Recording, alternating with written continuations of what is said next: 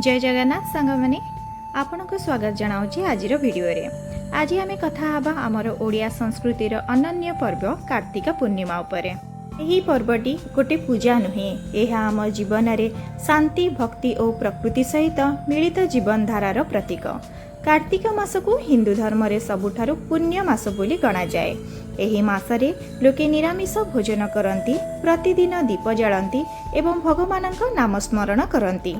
एही मासर शेष दिन कार्तिक पूर्णिमा रे डंगा भसा परंपरा पालन करा जाए। कोटी कोटी ओडिया भाषी भोरु नदी पोखरी रे डंगा भसेबाकू जाती। आउ आमे बा काई बात पड़िबू।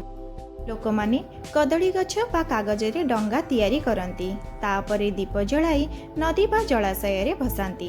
कुहा जाए जे एही दिन लोके मास भरी देवादेवी पूजा परे तांको विदाय देई थांती। डंगा भसा हेउछि देवतांकु भक्ति सह शुभ विदाय एवं नदी देवींक पई प्रार्थना। आउ डंगा भसेबा समय समस्ते एही गीतटाकू गांती। आ का मा बई पान गुआ थोई, पान गुआ तोर मासक धर्म मोर। यह आमको शिखाए जे जीवन एक यात्रा। जेपरी एही दीप जलरे भासी जाए, सेपरी आमर आशा और स्नेह मध्य प्रकृति सह मिसी जाए।